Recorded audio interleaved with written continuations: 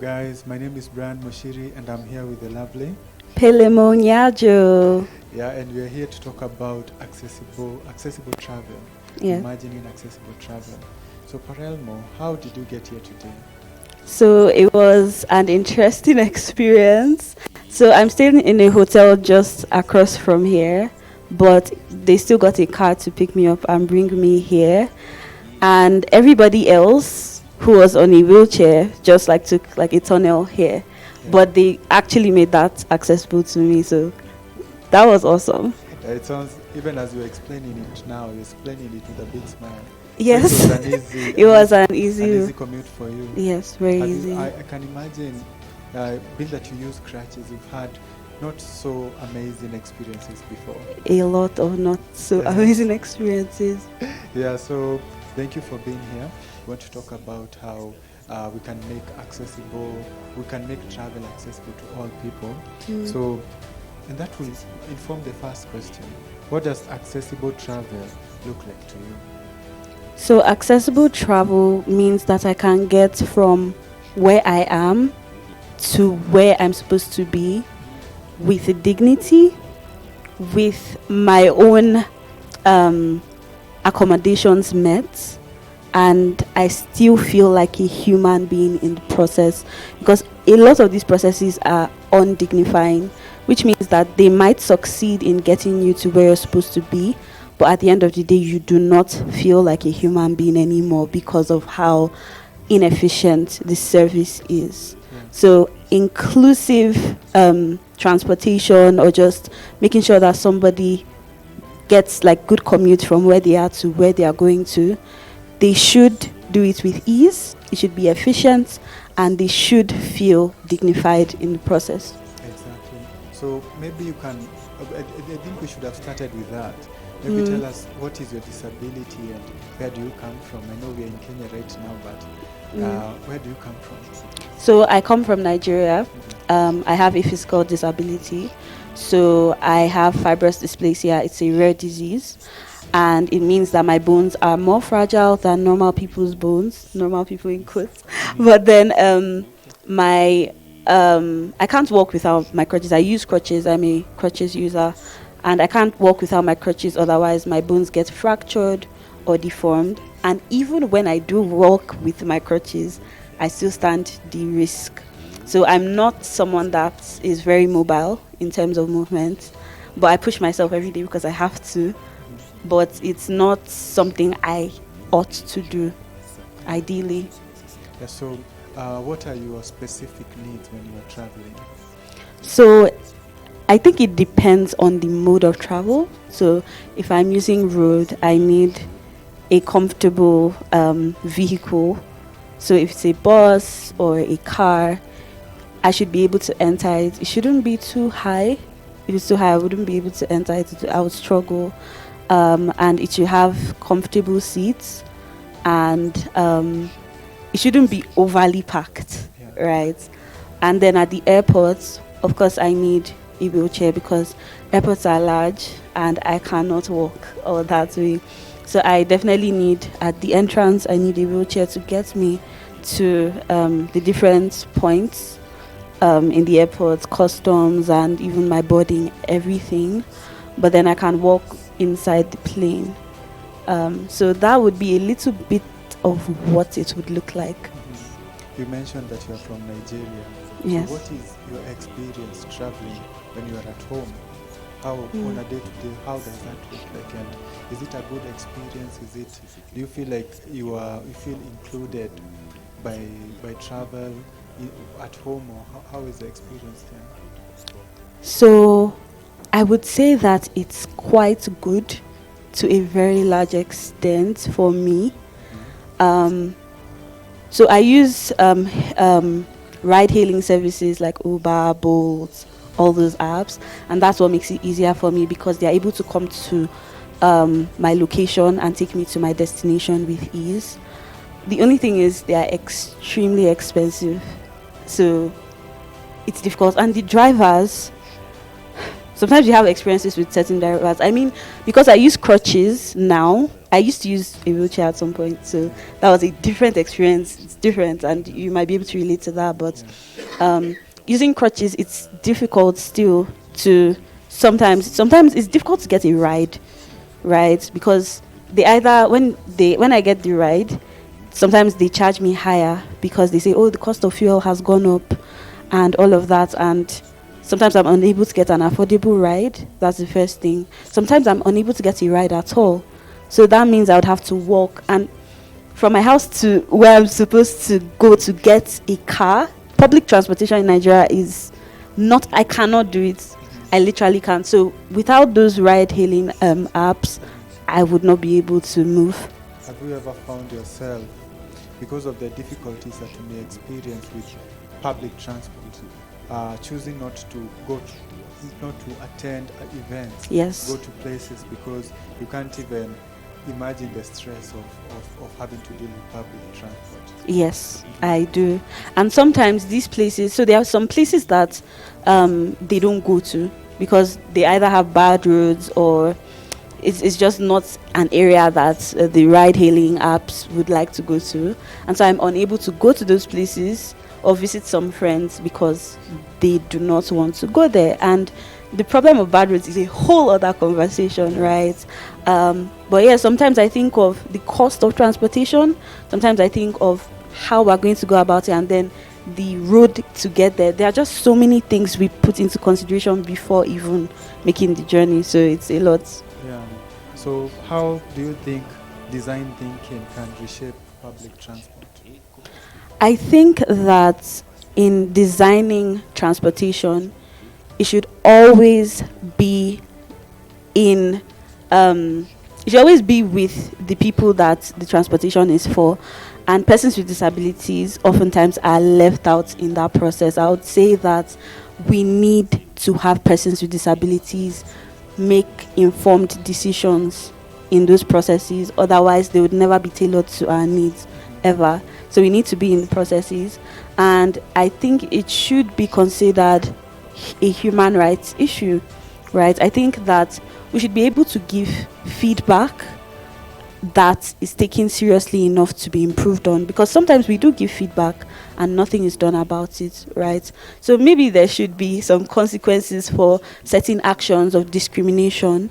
I'm sure that some policies in certain countries have that, and I think that we should work on that. But I think in terms of design, we should make sure that we integrate persons with disabilities very intentionally, because we are big consumers of, for instance, these kinds of services in travel. Let's say you're given that opportunity to be a part of decision making and shaping what our transport system looks like.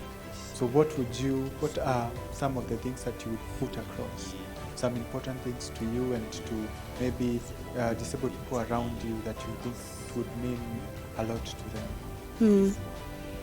I would say that in countries like Nigeria, for instance, where there's no proper structure with public transportation, we should try to have that structure at least, because yes, we have parks that people board from, and I forgot to mention this.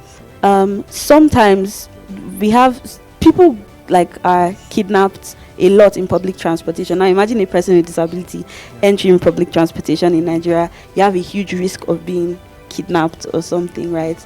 So I think that we should have structure in the sense that the government is able to provide these services and also control it, and we should have something that is accessible to different kinds of disabilities. We should have text. For some applications, we should have voice to text, voice to speech. Is that how to say it? Yeah, voice to speech. Yes. So we should have. Voice, Yes. So we should have all of these different accommodations considered. I think that organizations of persons with disabilities should be consulted as well in design processes, and you should also be able to get feedback from persons with disabilities as well. And also, if we can get accessible vehicles, because I've seen some in Kenya. I've never seen vehicles that bring the seats down and take wheelchair users up in Nigeria. I've never. You've never? No. Wow. So No. So I think that should be a no-brainer. It shouldn't even be a consideration. It should be a thing, Yeah. right? So, yeah. You mentioned that you flew in from Nigeria, and a lot of people with disabilities are often scared of flying because they don't know how the experience is going to be. And one of the questions that I often get from my friends is, when you're in a plane, how is the experience?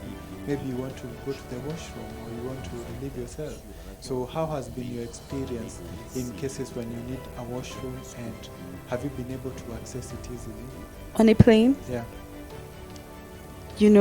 I've never used the washroom on a plane because I'm scared. Never. Especially with the seats. I don't want to bug anybody and say, oh, please, can I get up?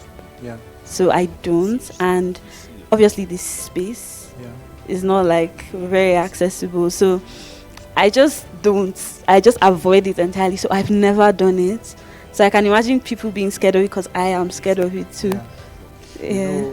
For me, from my experience when I was able to fly, I starved myself I had a 16-hour flight, so I didn't drink for the entire time because I knew I couldn't access the washroom. Yes. And you have to, just like you said, because the spaces are so narrow. Yes. You are not able to.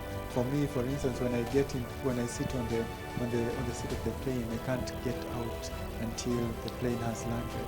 Yeah. So maybe even air transport is still public transport, right? So I think they need to really. You think that design? Yes, totally agree. So, what role does technology play in bringing the accessibility gap in travel? What do you think? So I think technology plays a huge role generally. For instance, looking at ride-hailing services like Uber, Bolt, I can't even imagine what my life would be. Even if the bus stop was close to my house or at a junction, it would still be so stressful to walk there. So I can't imagine what my life would be without that kind of access. And then with what air they provide, you could say that you need a wheelchair, for instance, right? I can't imagine not having that. I can't imagine not having the information online accessible for me to read it. I cannot imagine not having technology because it would be so much more difficult, and doing things more manually is more difficult. So I think technology plays a very crucial role in transportation, and it makes access easier. Technology is always a tool that makes access easier, and we should always integrate it into transportation. Yeah, and probably even the taxi hailing apps, they should have a section, maybe an option for if you need assistance, right? Yes, that's an amazing idea. Yeah, probably if you need assistance to get in and out of a car. But do you think that would also discourage drivers? They would see that and cancel our trip? Has a driver ever cancelled a trip when you voiced that you have a disability? Well, not directly because I don't tell them until they get there. But usually I'm like, oh, you have to drive in because they want you to come and meet them like outside. I'm like, no, you have to drive in. And they're like, no, come out. And then sometimes I'm like, oh, I have a disability. And some of them get very impatient and they don't want to do it. But I know that for wheelchair users, some of my friends, they've like come, seen you in a wheelchair, and then they cancel and they leave. And that's very disgusting, to say the least. Okay. There are people who are not able to find taxi hailing cabs. Right? Yes. So how do you think they get around maybe Nigeria? Is it even possible to use public transport as a disabled person there? Wow. It's painful.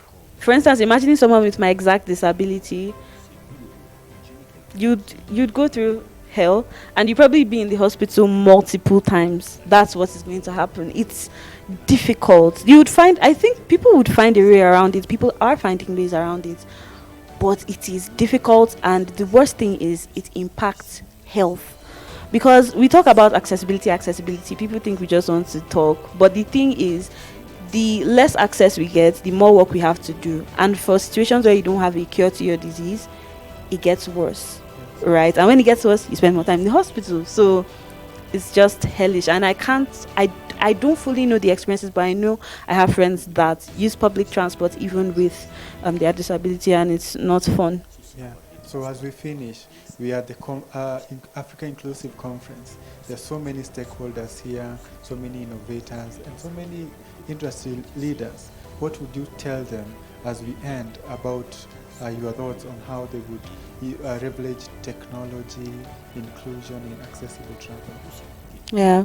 So I think that everybody knows that the world is already in tech, and tech makes life easier. Tech is a big tool for accessibility, and I think it should definitely be embraced. And we should think about it as a human rights issue, and just think of ways of utilizing it as a tool to make the lives of persons with disabilities better. Thank you so much for tuning in, and thank you so much for sharing. Thank you so much.